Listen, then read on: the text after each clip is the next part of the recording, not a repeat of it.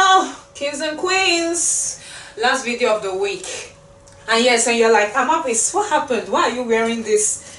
I'm like, why shouldn't I? This is the day after Boxing Day. After Christmas. My figure is no longer sexy as you know it usually is, because we have chopped and chopped and chopped. So please allow me. I cannot come and kill myself. But anyway, we are still going to be having mad fun today as we are talking about our Nollywood sweethearts, Adesua Susu and Banky W. Their own story started like a surprise. We didn't even know they were dating. Then all of a sudden they posted this picture of their engagement, and Banky wrote an epistle, Adesua wrote an epistle, everybody were writing epistles, like it was actually something that people in the industry knew about, because they were already dating when they filmed the wedding party part 1. And in the wedding party they were actually the couple that got married. Ironic. From what Banky said, they had been friends for like 6 months before he asked her out and they started dating. So they dated for a while. I think they dated like for a year or thereabout before they got engaged. And even after they got engaged, you know, they still carried on with their relationship and then with their projects, their work for another year before, you know, they did their introduction, a massive introduction. And after that they did the traditional wedding, and after that they did the white wedding. Did they travel to South Africa for the white wedding? Yes, they did. Like everywhere was their picture. Everywhere. What was it called again? Bad 2018. Like one of the baddest weddings ever. Why did I choose this couple as the perfect intersection? It practically means that you have two individuals that have two separate identities, and even when they come together, they do not lose anything that they already had. They only share part of themselves with the other person, and everything just works perfectly. In a couple where two people play on an equal ground, you have a situation where they are fine on their own and they could do better on their own. Together they are explosive.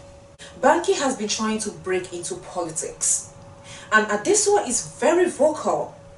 She is not your quiet, you know, typical Nigerian wife. No, she is outspoken. Like, I've seen Twitter post of hers in support of her husband. I have seen her come out to support Ursula Dakolo. I have seen her take a stand against issues like domestic violence, sexual gender-based violence and everything. She is a whole person.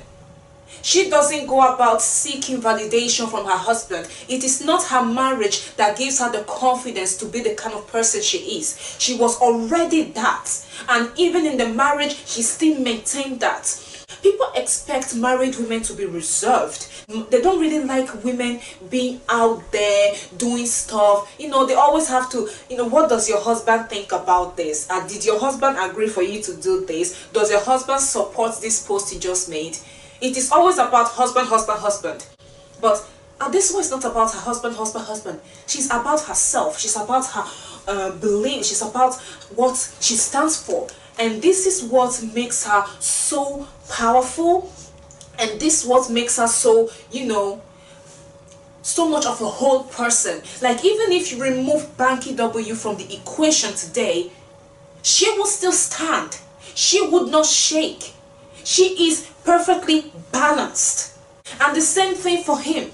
He comes from a family with money. He used to own the record label that sang on Wizkid. If you go to YouTube today and go and check for Wizkid's old video, you will find that the channel that posted those videos belonged to Banky W.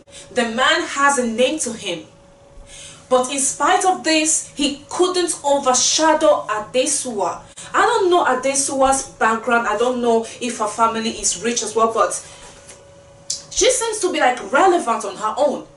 When you think about the fact that Banky is so important and is so powerful, and yet this woman manages to shine through, you realize that, oh my God, she is not an ordinary person. I will say in this case that she is even more on her own than he is. And this is what it is like to be in a balanced couple.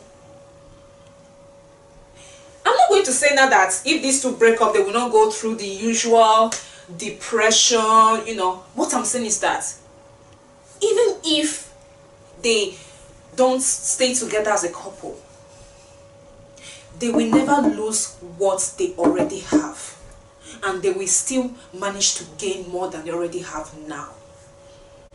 That is what it means to be playing on an equal ground.